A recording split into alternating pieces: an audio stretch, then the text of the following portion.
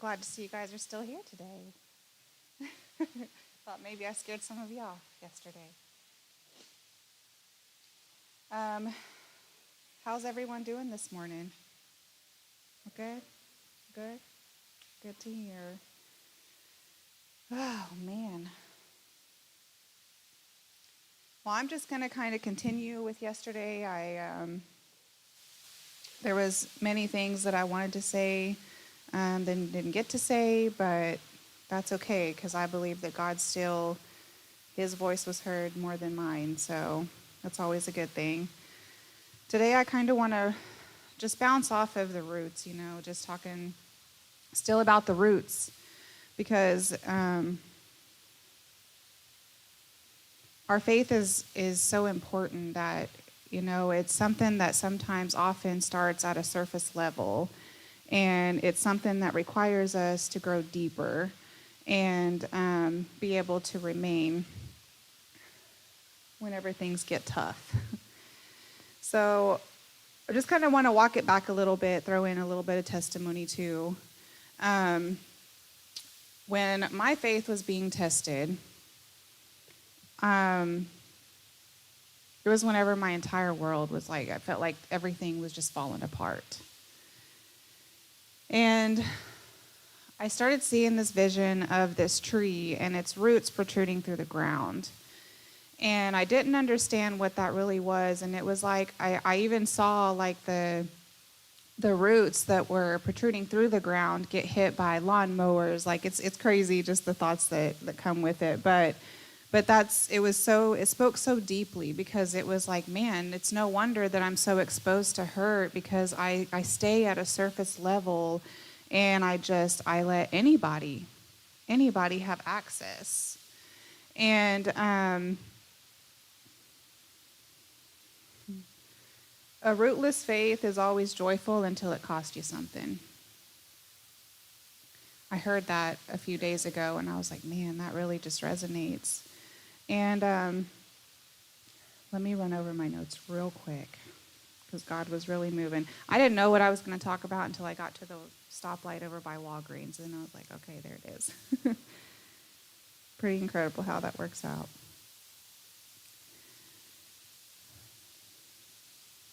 It is easy to love when love, it's easy to love when love is easy. It's hard to love whenever that love is tested. Oftentimes we have this perception whenever we get into a relationship, whenever I'm not talking just relational man-woman, like any relationship. It's good when it's good, but whenever it's tested, whenever it starts getting difficult, oftentimes it's hard to remain in love.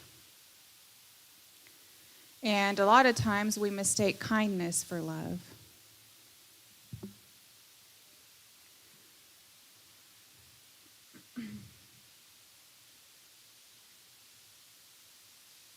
We don't always understand God, and I know for a long time that I just didn't understand what it meant by God will test. He'll test your faith. He'll test your love. He'll test what you believe. I didn't understand that, and I blamed God for all of the bad things. I thought God was testing me, and it was a constant test that I felt like I was failing, and it made me push even harder to keep proving myself, thinking that the reward was going to be a relief, that I wasn't going to have to be tested anymore. And not understanding that it wasn't God that was necessarily throwing those things at me, but he will allow certain things to happen, not because he doesn't know where you stand, but so that you can know where you really stand. Because a lot of times we stand under the impression that we think we know where we are with God. We think that we love him. We think that we respect him. We think that we're obedient to him until we're tested. And going through my relationship with Javier, it really, I'm so grateful. Do I ever want to go through those things again? No, I don't. But I'm so grateful that I did go through it because it helped me to grow, not just in my relationship, but it helped to really test and change my beliefs about love, because I thought that I knew what love was. I thought that love was an all sacrifice.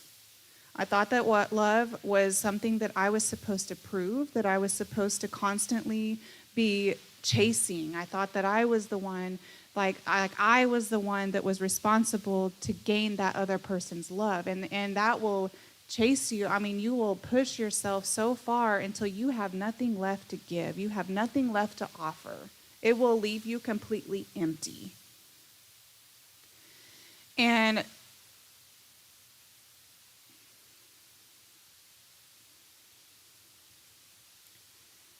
in my relationship, that's exactly what happened. I was chasing after somebody who didn't have the capacity nor the understanding of what love was himself. And I promise I'm going somewhere deeper with this, okay? Whenever it comes to our relationship with God, it's very much the same with our relationship with another person. God will let you go through all of the things until, and it's not because he's cruel, it's not because he's mean, it's because he's wise. Think of it this way: if you were in a war and you're the leader of this war, wouldn't you want to know that your soldiers are really for you? Wouldn't you want to really know that they're really on your side and that they're willing to walk through everything that comes your way? So you're going to put those soldiers to the test before you get to battle. And it's going to weed out the ones who are not really there for you. It's going to weed out the ones who are not strong enough to stand with you. It's going to weed them out. But the ones who are really there for you, the ones who are meant to remain, the ones who are going to have your back, who are going to stand in obedience, who are going to be right there alongside you in the fight, are the ones who are going to be there. They're the ones who overcome the testing. So now I'm understanding why I went through so many things that I did, and my problem is that I blamed the wrong one. I would get angry and I would get mad at God, and I wouldn't understand why God, why God, why God, why would you allow this? Why would you allow this? Why would you allow this? And it wasn't because he wanted me to because he didn't want me. It was because he wanted me to pursue him through the bad things. Because oftentimes when life is good, we're praising God, we're worshiping God, we're joyful, we're happy, we're excited for God, we're on fire. But then whenever we go through loss,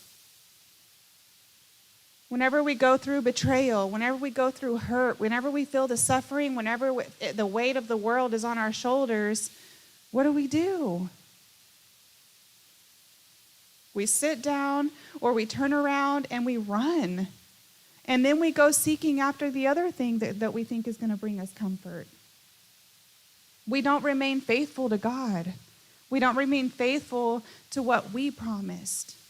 We don't hold and grasp to the promises that he made for us that we believed whenever it was good.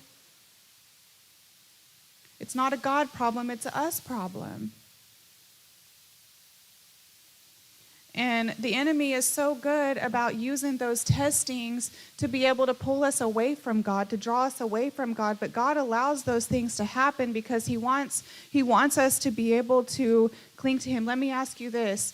Whenever you come up against something that is really difficult, who do you run to first? Who do you seek for counsel? Who do you seek for comfort?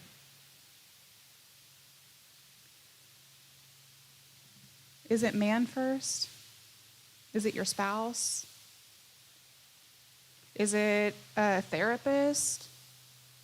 I'm not saying those things are bad, but the first thing that you should do is get on your knees and pray. Reach to God for that comfort first. Reach to God and be still enough to hear what he has to say about it. It was something that I had to learn because my entire life I reach out to people, and it wasn't a bad thing. It helped carry me through, but my life didn't really start to change until I started reaching to God first.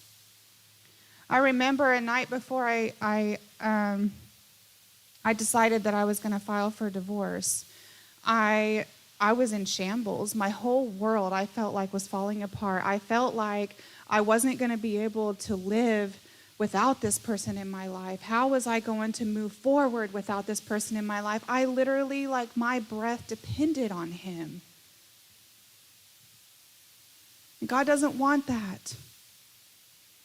That's what God desires from you. That's what God desires from you, that kind of desperation, that kind of love. And if you can just, I don't know if, has anybody else ever been in a relationship like that, where you feel like you can't breathe without that person right there? It's a really deep love, right?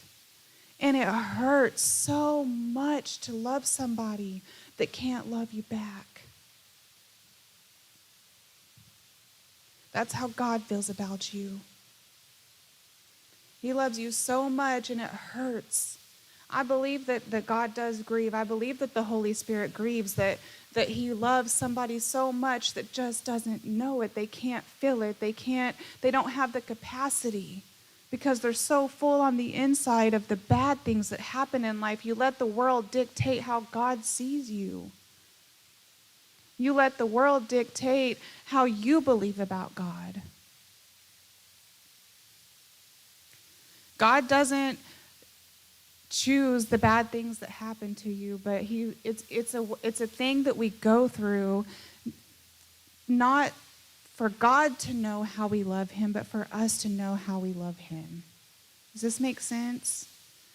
And if we will really hone into that, that's where our faith grows deeper. That's where our faith stands in the storms, not just when it's good, not just whenever, life is going every way that we think that it should, and then, whenever we come up to that hard thing, don't run from it. Don't try to seek comfort elsewhere. Go to God with that. That's whenever you find that he's actually a true comfort. That's whenever you start hearing the real voice of God. It's not audible. It comes in your thoughts, just like Satan comes into your thoughts. But it's a different kind of thought. And if you'll trust, I'll tell you what I was going to say. I got off there for a second. But what I was going to say is that night that I decided that I was going to file for divorce, I remember getting on the floor and just sobbing. I was sobbing. And I told God, God, this isn't what I want to do. I don't want to do this. If there's any other way, please tell me. Guide me. Show me a different way, because this isn't what I want. And he started giving me strategy. That's the word that came to mind, was strategy. Sometimes it just comes in a simple word, and you just have to trust that whatever word he gives you, that he's going to give you the next. It was strategy. And I had to trust that whatever guidance came my way, that I was going to have to do it, no matter how hard it seemed, no matter what I thought the outcome would be, and no matter what devastation, no matter what hurt came along the way, I had to trust that the strategy that I was stepping into in obedience was going to bring me to a better place than what I could think and imagine. So I started making way. And it was only because I stepped out into obedience and did the things that God led me to do. He didn't force me to.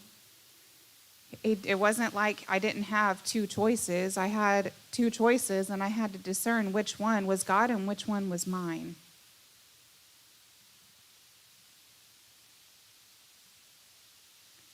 And sometimes it doesn't look like how God would tell you to do it. So many people during that time, because I reach out to people, women usually, for guidance.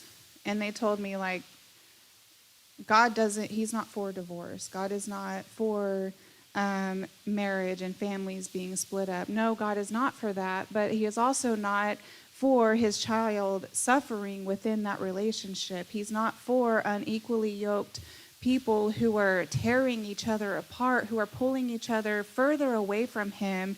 That's not what God is for. And sometimes we get into relationships that God didn't mean, that God didn't say, this is yours. And we're trying to cling to something, and we're trying to beg for something that God didn't say, this is yours. Now, it doesn't mean that God can't turn it around. But it's not in our control to turn that other person around. We can only control us and what we choose and who we serve. You're meant to serve God. You're meant to love God above everything and everyone else. And until that becomes your number one, your struggles are always going to lead you somewhere else. You're going to always be losing, and it's always going to bring heartbreak and not peace, not clarity. Am I making sense? I didn't understand this while I was going through it. But I look back and I see it now, and all it took was one person being willing. And it was excruciating because I was losing something that, like I said, I loved deeply. It hurt. It made me so sick. I dropped down to 119 pounds, and for me, that is super tiny. You could see my rib cage, you guys. I was so small. I went to a therapist during that time, and they gave me a drug counselor because they didn't believe that I wasn't on drugs because my face was sinking in, and it was because I couldn't eat. I could not keep food down. I was so sick. I never went back to them, by the way. I was pretty offended.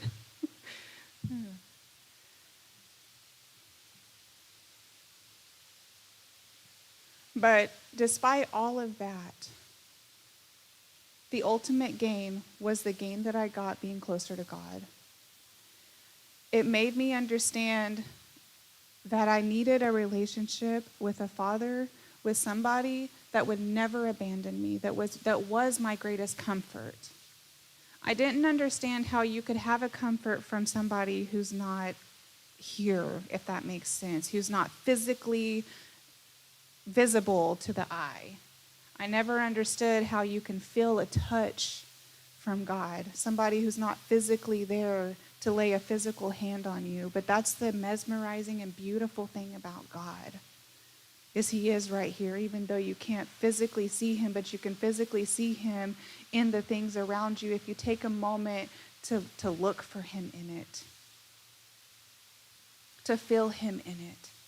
Because in the chaos, there is a peace. But you have to look for it in the chaos. At one point in this relationship, as it was starting to come to what I call the end of the beginning, or the beginning of an end, I don't know how you want to look at it, but something had to end in order for something new to begin. And it took just one person stepping outside of that chaos.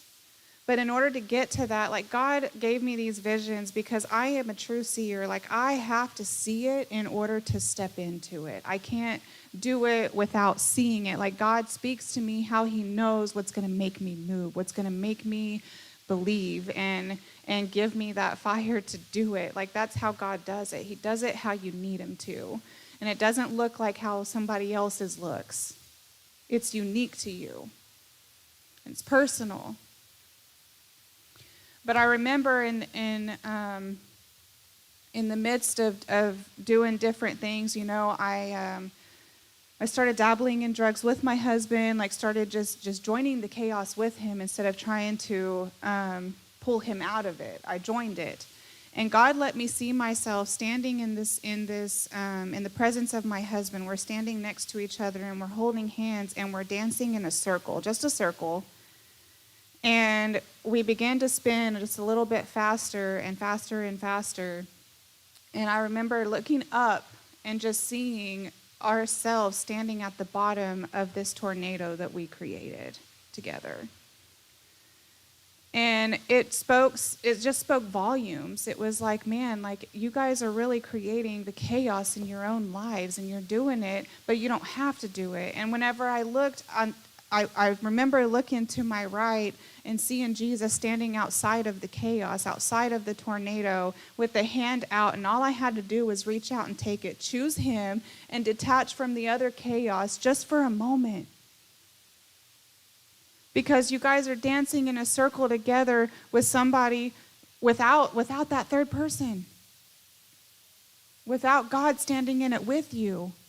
There is no peace. It is chaos. It's destructive. It's not just in the physical form, it's emotionally destructive, spiritually draining, sucks the life right out of both of you.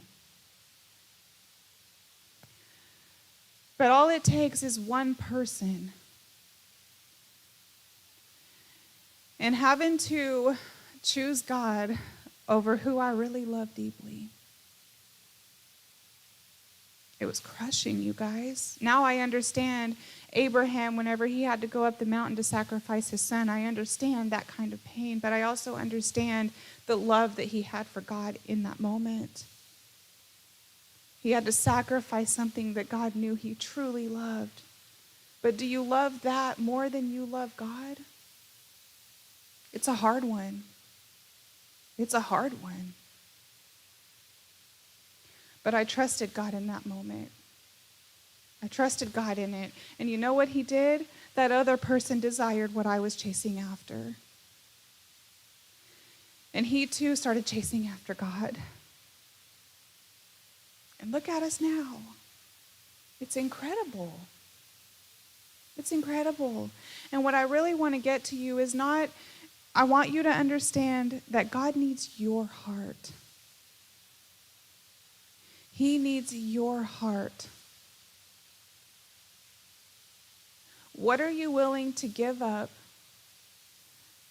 to remain, to be able to grow deeper, to be able to prove, not, I don't want to say prove, that's the wrong word. I'm sorry, I didn't mean to say that. But what are you willing to walk through to deepen your love and your relationship with God and to be able to gain what he has for you in life? Are you going to stay in the chaos? Are you going to keep chasing from other people what only God can give you? Because as sad as it is, people will always leave, but God never does. People are going to fail you. You're going to be disappointed. And I'm not saying that you're not supposed to love that person and you're not supposed to want good for them, because there was a time, I'll tell you, whenever I was really going through it, I was really seeking where God could take me. And as much as I didn't want to leave him behind, I knew that I was meant to be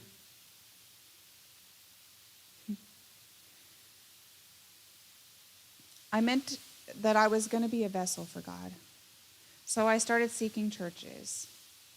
I started seeking, and God was really speaking and moving in my life, and I thought, like, this is it. I'm supposed to be a speaker, like God's going to use me. I'm going to look for the church that will accept me and will let me start stepping into that.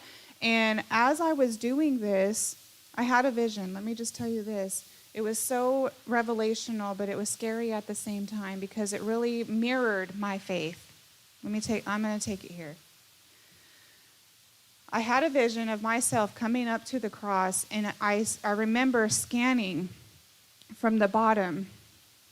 And the first thing I see was the feet of Jesus, and then I look all the way up, and I get to his head, and he's still nailed to the cross. And as I get to his chest, I see no movement. No movement. That meant no breath, no life.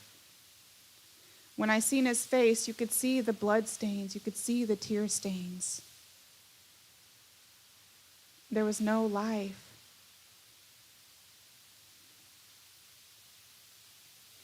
And for a moment, I got really scared. I was like, God, like, what is this? What is this? And he's like, this is where your faith stands. You believe up until my death, but you don't believe that I've risen. You don't believe that I'm truly alive. You don't believe that I am real. Your faith has to go beyond death. Your faith has to go beyond the cross. You have to be able to believe in what you can't see.